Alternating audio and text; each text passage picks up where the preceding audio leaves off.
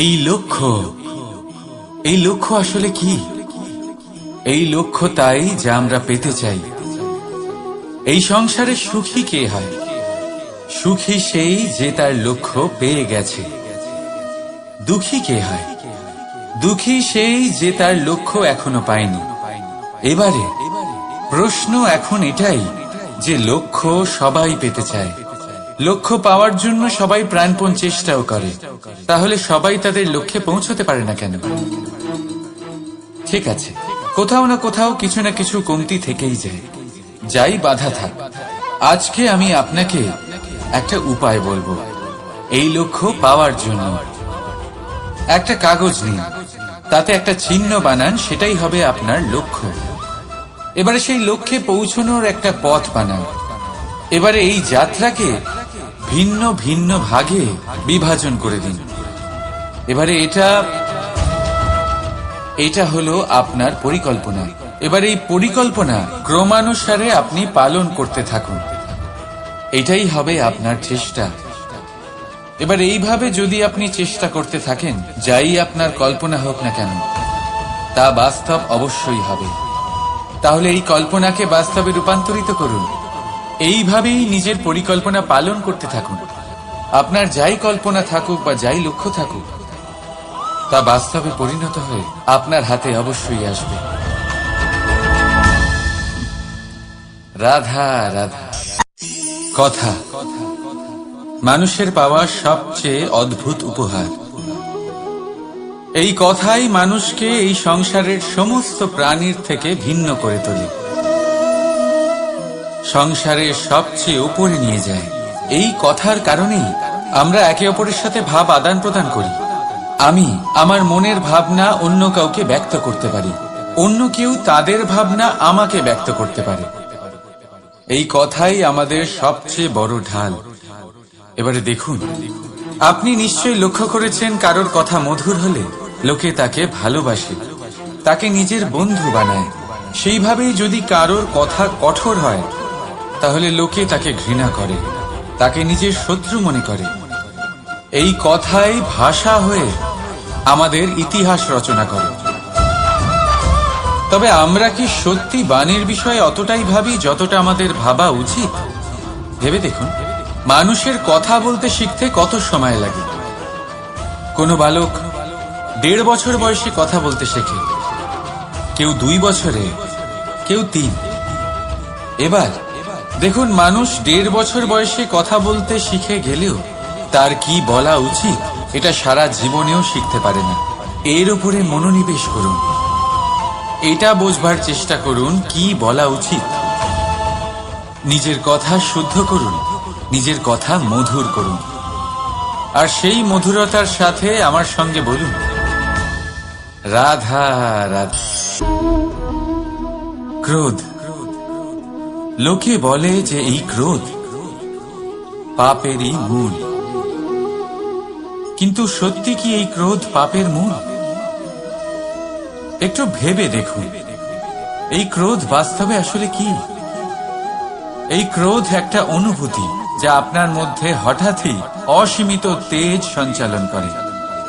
এবারে আমি আপনাকে কিছু উদাহরণ দিচ্ছি যাতে আপনি বুঝতে পারেন যে ক্রোধ আপনার জন্য ভালো কি না। যদি কারোর সাথে অন্যায় হয় আর এটা দেখে আপনার ক্রোধ হয়, আর এই ক্রোধ আপনাকে তার সাহায্য করতে প্রেরণা যোগায়, তাহলে এই ক্রোধ অবশ্যই ভালো।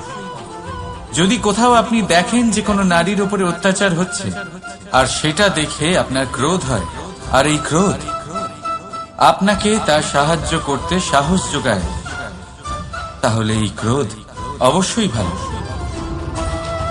যদি এই সংসারে কোথাও আপনি কোনো অনৈতিক কাজ বা ছলনা দেখেন আর আপনার তাতে ক্রোধ না হয়, কিছুই অনুভব করেন না, তাহলে এটা কাপুরুষতা। তার মানে এটাই যে আপনি আপনার মনুষ্যত্ব হারিয়ে ফেলেছেন। তাই এটা বোঝার চেষ্টা করুন, আপনার ক্রোধের তেজের ব্যবহারের ওপরে নির্ভরশীল হলো এই ক্রোধ আপনার জন্য পাপের সমান, নাকি এই ক্রোধ আপনার জন্য পুণ্যের স্থাপক। রাধা রাধা। মোহ। শাস্ত্রে লেখা আছে যে মোহ শুধু সেই ব্যক্তিকেই নয়, বরং সেই আরেক ব্যক্তিকেও বিনাশ করে দেয় যার ওপরে সেই মোহ আছে। এবারে লোকে কি করেন, এই শাস্ত্রে লেখা কথাগুলি শুধু শাব্দিক অর্থে নেন।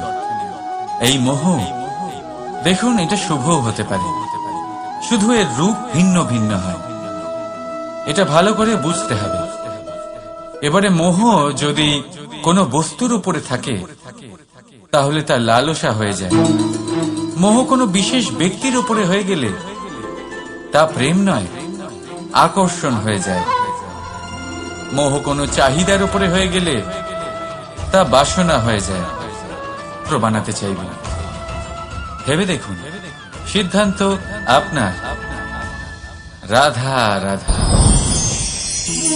অভিমান, আত্মসম্মান, অহংকার, দেখতে গেলে এই তিনটি শব্দ ভিন্ন ভিন্ন, কিন্তু এর মূল আধার একই, আত্মসম্মান। এবার যদি কথা বলি আপনার শরীরে, আপনার সংস্কৃতি, আপনার সম্পর্কে, তাহলে অভিমান থাকা স্বাভাবিক। এবার যদি কথা বলি আপনার ব্যক্তিত্ব নিয়ে, আপনার আদর্শ নিয়ে, আপনার বিচারধারা নিয়ে, তাহলে আত্মসম্মান হলো একটা গুণ। যদি এইভাবে বলা হয় যে আমি এই কার্য কারোর সাহায্য ছাড়া, সহযোগিতা ছাড়াও করতে পারি, তাহলে এটা আত্মসম্মান, আর এটা সঠিক। যদি এভাবে বলা হয় যে আমি এই কার্য কারোর সাহায্য ছাড়াই বা কারোর সহযোগিতা ছাড়াই করে ফেলেছি, তাহলে এটা অভিমান, এটাও সঠিক। কিন্তু এই কার্য শুধুমাত্র আমিই করতে পারি আর কেউ নয়, এটা অহংকার। তাহলে এই শব্দ এবং তার অর্থ বোঝার চেষ্টা করবে, জীবন ধারণের এক নতুন পথ খুঁজে পাবে। রাধা রাধা। বাবার এক মিত্র ছিলেন, বড়ই দুঃখী ছিলেন, বিপদে পড়েছিলেন। কি করবেন? ব্যবসা ভালোভাবে চলছিল না, বাড়িতে শান্তি ছিল না, সমস্ত জায়গায় ক্ষতি হচ্ছিল। তাই উনি একজন জ্যোতিষীকে দেখালেন। জ্যোতিষী বললেন, আপনার যে বাড়ি আছে সেটা আপনার জন্য অশুভ, আপনার এই বাড়ি পাল্টে ফেলুন। উনি বাড়ি পাল্টে ফেললেন, তবুও ওনার সমস্যার সমাধান হলো না। তারপর একজন জ্ঞানী ব্যক্তি ওনাকে বললেন যে আপনার জামা কাপড়ের যে রং, সেটা বিপদকে আমন্ত্রণ জানাচ্ছে, এই জামা কাপড়গুলিকে পাল্টে ফেলুন। উনি সেগুলো পাল্টে ফেললেন, তাও সমস্যার সমাধান হল না। আবার একজন জ্ঞানী ব্যক্তি বললেন যে আপনার আশেপাশে যে মানুষজন রয়েছে তারা এটা চায় না যে আপনি সফল হন, তারা আপনার ক্ষতি চায়, তাদের সাথে সমস্ত সম্পর্ক ভেঙে ফেলুন। তো উনি সম্পর্ক ভেঙে ফেললেন, কিন্তু তাতেও ওনার জীবনে কোনো পরিবর্তন এলো না। তার মানে তিনি বাড়ি পাল্টালেন, জামা কাপড় পাল্টালেন, সম্পর্ক পাল্টালেন, যেটা পাল্টালেন না তা হলো স্বভাব। এই যে স্বভাব, এটা অত্যন্ত গুরুত্বপূর্ণ। এই স্বভাবই আপনার ব্যক্তিত্ব তৈরি করে। তাই নিজের স্বভাব শুধরে ফেলুন, তাতে ভালো পরিবর্তন আনুন, সবকিছু ভালোই হবে। রাধা রাধা। সংসারে প্রত্যেক ব্যক্তি কোনো না কোনো রূপে ঈশ্বরকে মানে। কেউ মূর্তি রূপে, তো কেউ তত্ত্ব রূপে, কেউ ভাবনা রূপে, আবার কেউ স্বভাব রূপে। কেউ নিজের মধ্যে পরমাত্মা খোঁজে, আবার কেউ অন্যের মধ্যে। কারোর কাছে জ্ঞানই পরমাত্মা। সংসারে প্রত্যেক মানুষই কোনো না কোনো রূপে তার ঈশ্বরকে পেয়েই যান। কিন্তু একটা কথা বলবো, ঈশ্বর প্রথমেই নিজের একটা স্বরূপ পৃথিবীতে আপনার কাছে পাঠিয়ে দিয়েছেন।